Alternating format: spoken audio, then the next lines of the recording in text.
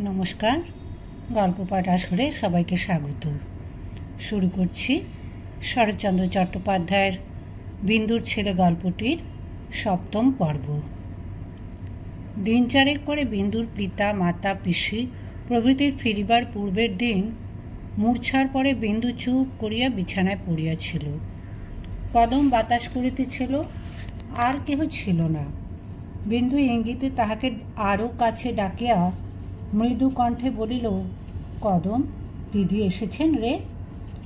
কদম বলিল, না দিদি, আমরা এত লোক আছি, তাকে আর কষ্ট দেওয়া কেন?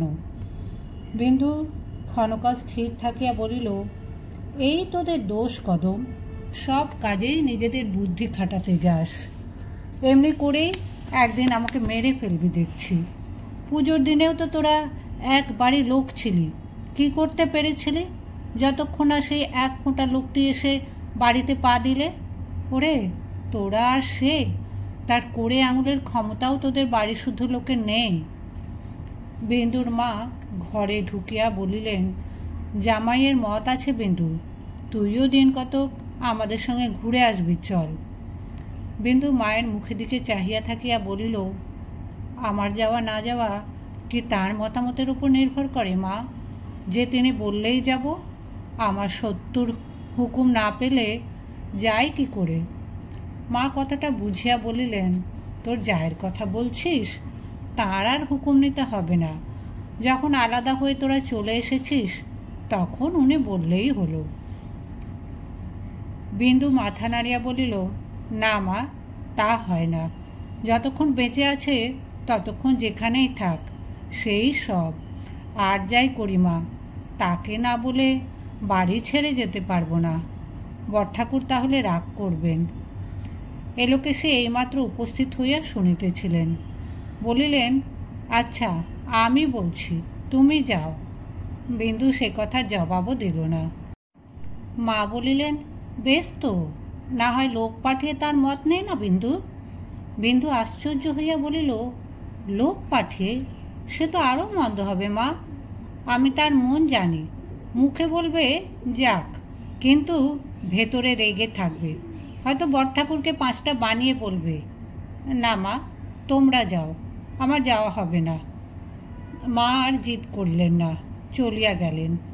এইবার ফাঁকা বাড়ি প্রতি মুহূর্তে তাহাকে গিলিবার জন্য হাঁ করিতে লাগিল। নিচের একটি ঘরে লোকেশিরা থাকেন, দোতলার একটি ঘর তাহার নিজের, আর সমস্তই খালি খাঁ খাঁ করিতে লাগিল। সে শূন্য মনে ঘুরতে ঘুরতে তেতলার একটি ঘরে আসিয়া দাঁড়াইল। কোন সুদূর ভবিষ্যতে পুত্র পুত্রবধূর নাম করিয়া এই ঘরখানি সে তৈরি করাইয়াছিল। এইখানে ঢুকিয়া সে কিছুতেই চোখের জল রাখিতে পারিল না। নিচে নামিয়া আসিতেছিল, পথে স্বামীর সহিত দেখা হইবা মাত্র সে বলিয়া উঠিল, হাগা, কিরকম হবে তবে? মাধব বুঝিতে না পারিয়া বলিলেন, কিসের? বিন্দু আর জবাব দিতে পারিল না।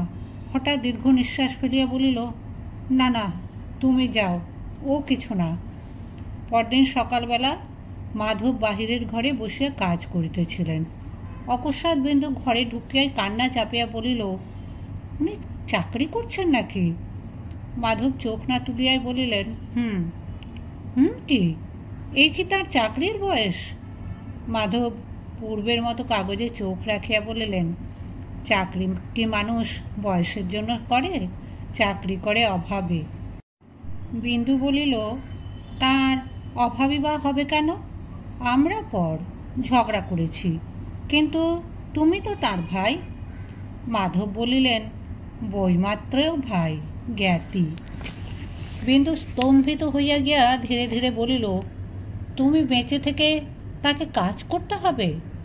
মাধব এবার মুখ তুলিয়া স্ত্রীর দিকে চাহিলেন, তারপর সহজ শান্ত কণ্ঠে বলিলেন, কেন দেব না? সংসারে যে যার অদৃষ্ট নিয়ে আসে তেমনই ভোগ করে। তার জীবন্ত সাক্ষী আমি নিজে। কবে বাপ মা মরেছেন জানিও নে। বড় বৌঠানের মুখে শুনি আমরা বড় গরিব, কিন্তু কোনো দিন দুঃখ কষ্টের বাষ্পও টের পেলাম না। কোথা থেকে চিরকাল পরিষ্কার ধপধপে জামা কাপড় এসেছে, কোথা থেকে স্কুল কলেজের মাইনে, বইয়ের দাম, বাসা খরচ এসেছে তা আজও বলতে পারিনি। তারপরে উকিল হয়ে মন্দ টাকা পাইনি।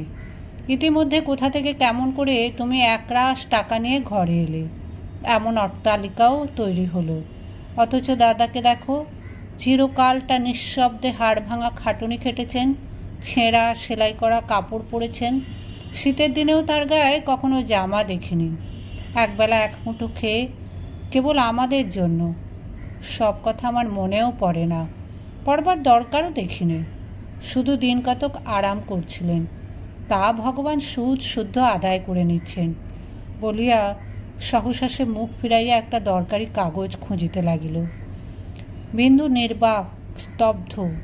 স্বামীর কত বড় তিরস্কার যে এই অতীত দিনের সহজ কাহিনীর মধ্যে প্রচ্ছন্ন ছিল, সে কথা বিন্দুর প্রতি রক্তবিন্দুটি পর্যন্ত অনুভব করিতে লাগিল। সে মাথা হেঁট করিয়া রহিল। মাধব কাগজ খুঁজিতে খুঁজিতে কতকটা যেন নিজের মনেই বলিলেন, চাকরি বলে চাকরি, রাধাপুরের কাছারিতে যেতে আসতে প্রায় 5 ক্রোশ, ভোর 4টেয় বেরিয়ে সমস্ত দিন অনাহারে থেকে রাত্রে ফিরে এসে 2টি খাওয়া, মাইনে 12 টাকা। বিন্দু শিহরিয়া উঠিল।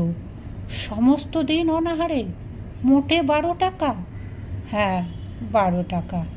বয়স হয়েছে, তাতে আফিংখোর মানুষ, একটু আধটু দুধটুকুও পান না। ভগবান দেখছি এতদিন পরে দয়া করে দাদার ভবযন্ত্রণা মোচন করে দেবার উপায় করে দিয়েছেন।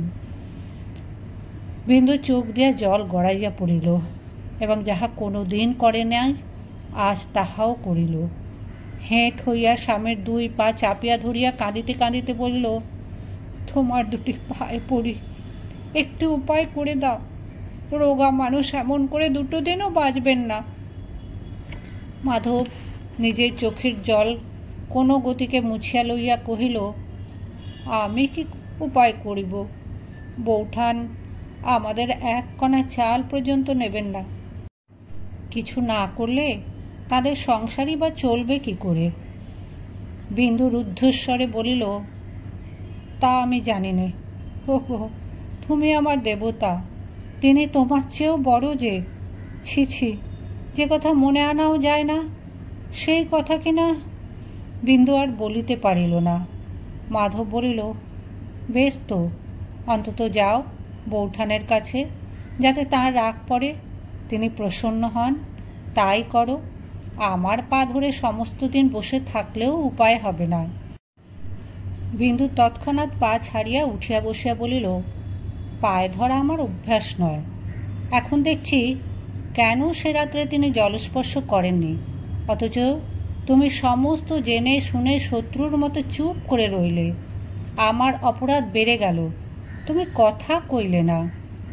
মাধব কাগজপত্রে মনোনিবেশ করিয়া কহিল, না, ও বিদ্যে আমার দাদার কাছে শেখা। ঈশ্বর করুন যেন অমনি চুপ করে থেকেই একদিন যেতে পারি। বিন্দু আর কথা কহিল না, উঠিয়া গিয়া নিজের ঘরে দৌড় দিয়া পড়িয়া রহিল। মাধব তখন উঠিবার উপক্রম করিতেছিল। বিন্দু আবার আসিয়া ঘরে ঢুকিল। তাহার 2 চোখ রাঙা। মাধবের দয়া হইল, বলিল, যাও একবার তার কাছে, জানো তো তাকে, একটিবার গিয়ে শুধু দাঁড়াও, তাহলেই সব হবে। বিন্দু অত্যন্ত করুণ কণ্ঠে বলিল, তুমি যাও। ওগো, আমি ছেলের দিব্যি করছি। মাধব তাহার মনের ভাব বুঝিয়া কিছু উষ্ণ হইয়াই জবাব দিল, 1000 দিব্যি করলেও আমি দাদাকে বলতে পারবো না। তিনি নিজে জিজ্ঞেস না করলে গিয়ে বলবো, এত সাহস আমার গলা কেটে ফেললেও হবে না।